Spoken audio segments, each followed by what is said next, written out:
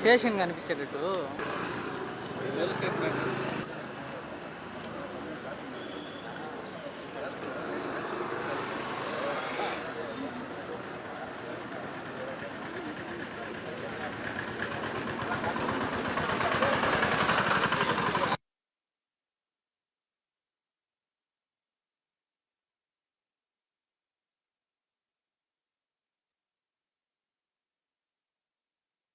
నిన్నటి నుంచి కిరణ్ రాయల్ మాట్లాడుతున్న మాటలన్నీ చూస్తున్నారు.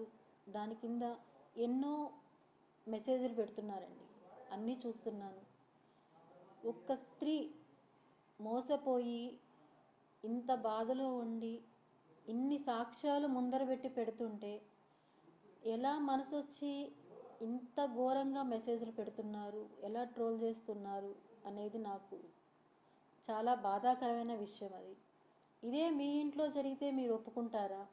మీరు భరిస్తారా? అదే ఒక స్త్రీనే అడుగుతున్నాను.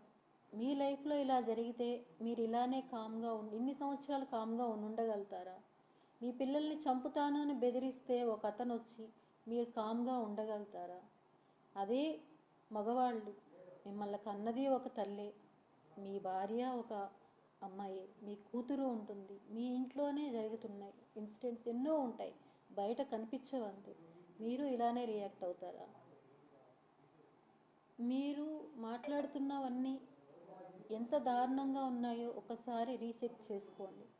నేను ఇన్ని సాక్ష్యాలు చూపించి నేను ఒప్పుకున్నాను, నేను చేసింది పొరపాటని నేను ఒప్పుకున్నాను. నా లైఫ్ నాశనం అయిపోయింది. నేను ఇంత ఓపెన్గా నేను చెప్పినప్పుడు కూడా ఇంత ఘోరంగా ట్రోల్ చేస్తున్నారు.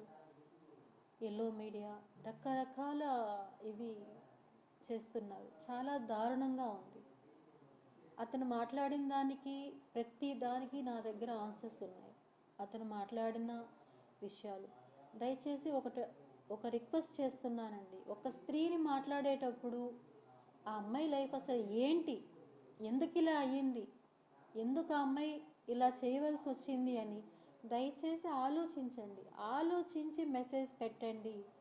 మీరు పెద్దవాళ్ళైనా చిన్నవాళ్ళైనా చేతులెత్తి దండం పెడుతున్నాను, దయచేసి ఆలోచించండి. ఒక క్షణం ఆలోచించి మెసేజ్ అనేది పెట్టండి. ఒక సెకండ్ టైప్ చేస్తే మెసేజ్ వెళ్ళిపోతుందండి. ఆ మెసేజ్ వల్ల ఎదుటి వాళ్ళు ఎంత బాధపడుతున్నారు, ఆ మెసేజ్ వల్ల ఇంకా ఎంతమందికి మీరు నెగిటివిటీ అనేది ఇస్తున్నారు అనేది దయచేసి ఆలోచించండి. మంచికి సపోర్ట్ ఉండండి, చెడుకు కాదు. దయచేసి ఎక్కడ అన్యాయం ఉందో అక్కడ నిలబడండి. నిలబడి ఆ అన్యాయాన్ని తరిమి కొట్టండి, సహకరించండి. ఆ అన్యాయం అయిపోయిన స్త్రీలకి అండగా నిలబడండి దయచేసి. లేదా మీ వల్ల కాదా సైలెంట్గా ఉండిపోండి. అంతేగాని ఫోన్లు ఉన్నాయి చేతిలో అని చెప్పి ఇష్టం వచ్చినట్టు మెసేజ్లు మాత్రం దయచేసి పెట్టద్దండి. దయచేసి స్క్రోల్స్ చేయొద్దండి. నోటికి వచ్చినట్టు మాట్లాడద్దండి. చేతులెత్తి నమస్కరించి మరీ చెప్తున్నాను. ఇంకా చెప్పాలంటే నిన్న కిరణ్ రాయల్ మాట్లాడిన ఒక ప్రెస్ మీట్లో అతను మాట్లాడింది చిట్లు అమౌంట్లు ఉన్నాయి 2013లో చుట్టుపక్కల వేసింది చిట్లు.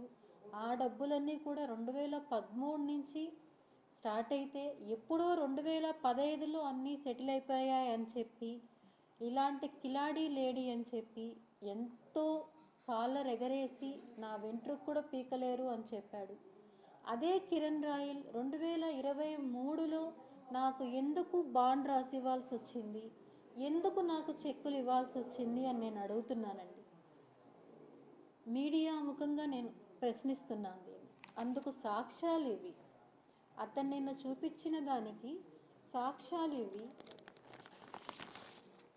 డేట్స్ మీరు చూసినట్టయితే 2 చెక్కులకి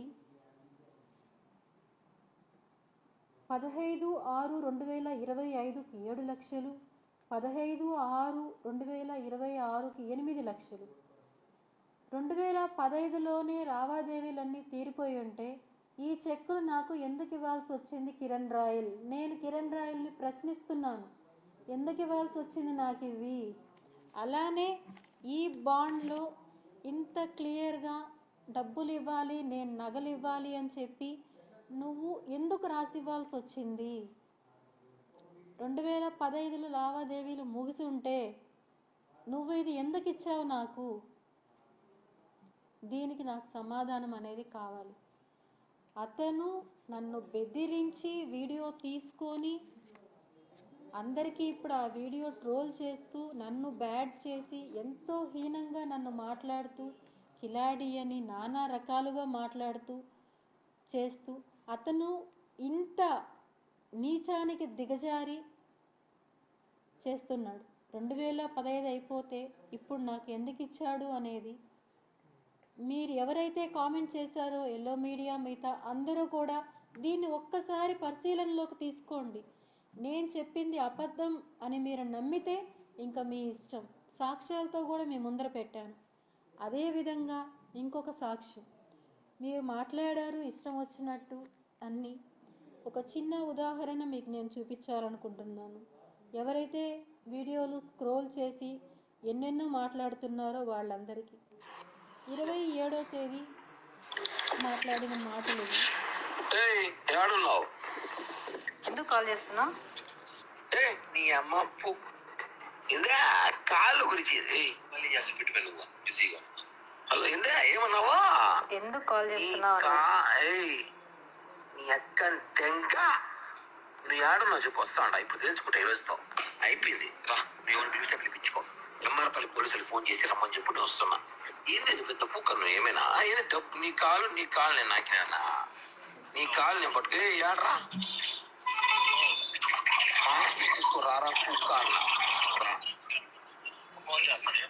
నువ్వు రారా పూక్క ఇంటికాడి లవడే కప్పల్ నా దగ్గర నప్పలరా.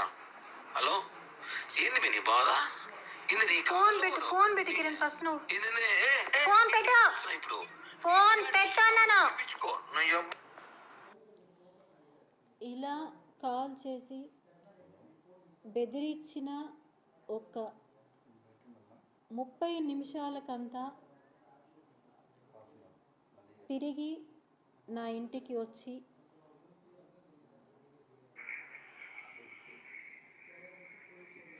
డేట్ కూడా చూడండి. నా ఇంటికి వచ్చి మా పెద్దబ్బాయితో మాట్లాడి నేను మిద్దె పైన ఉన్నానని తెలిసి మిద్దెపైకి వచ్చి నన్ను కిరాతకంగా కొట్టి మళ్ళీ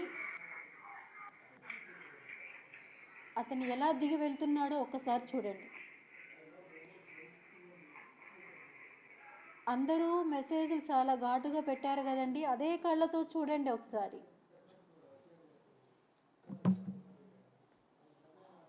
ఇంకా మీకే వదిలేస్తున్నాను.